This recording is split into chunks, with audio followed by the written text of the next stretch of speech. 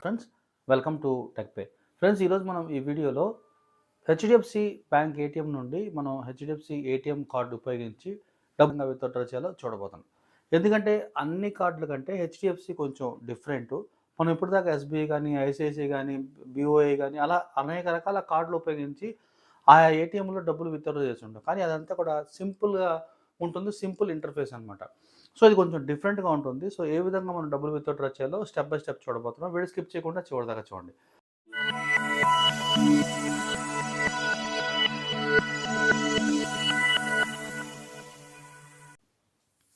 దీనికోసం దగ్గరలో ఉన్న హెచ్డిఎఫ్సి ఏటీఎంకి వెళ్ళి హెచ్డిఎఫ్సి కార్డుని మనం గ్రీన్ లైట్ వెలుగుతున్న చోట ఈ విధంగా ఇన్సర్ట్ చేసుకోవాలి.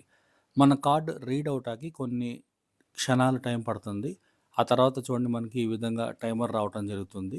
టైమర్ వచ్చిన తర్వాత మనకి స్క్రీన్ మీద ఇట్లాగా మీరు ఏ లాంగ్వేజ్‌ని ఎంచుకుంటారని చెప్పి ఆప్షన్ రావటం జరిగింది. ఇక్కడ దాదాపుగా చూసినట్టయితే 8 భాషలున్నాయి. మీకు నచ్చిన భాషని మీరు ఎంచుకోండి. ఇక్కడ నేను ఇంగ్లీష్‌ని ఎంచుకుంటున్నాను. మీ కన్వీనియంట్‌ని బట్టి మీ భాషని ఎంచుకోండి.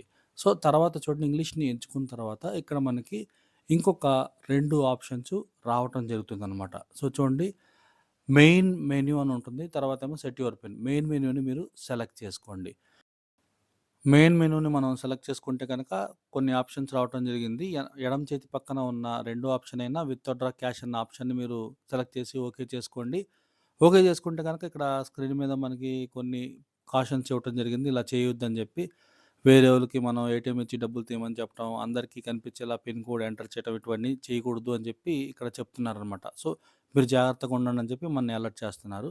సో, కింద కనిపిస్తున్న కంటిన్యూ అన్న ఆప్షన్‌ని మనం ఓకే చేసుకుంటే కనుక ఇక్కడ మన అకౌంట్ టైప్ అడుగుతుంది. సేవింగా, కరెంట్ అని మీ అకౌంట్‌ని బట్టి మీరు సెలెక్ట్ చేసుకోండి. తర్వాత ఎంత డబ్బులు విత్‌డ్రా చేయాలి అనుకుంటున్నారో ఇక్కడ అడుగుతుంది. అంకెలు వేసుకొని మీరు కన్ఫర్మ్ అని చెప్పి చెప్తే గనక ఇక్కడ పిన్ కోడ్ నంబర్‌ని ఎంటర్ చేయమంటుంది. మీ 4 అంకెలు గల పిన్ కోడ్‌ని ఎవరికీ కనిపించకుండా జాగ్రత్తగా ఎంటర్ చేసుకోండి. ఎంటర్ చేసిన తర్వాత చూడండి కొన్ని క్షణాలు ఇక్కడ టైం తీసుకుంటుంది. డబ్బులనేవి విత్‌డ్రా అయ్యే సమయానికి బీప్ శబ్దం వస్తుంది. బీప్ శబ్దం రాంగానే ఇక్కడ మనం ఏటీఎం కార్డ్‌ని తొలగిస్తే అప్పుడు డబ్బులనేవి బయటికి రావటం జరుగుతుందనమాట. ఈ విధంగా మనం ఏటీఎం నుండి డబ్బులనేవి విత్‌డ్రా చేసుకోవచ్చు.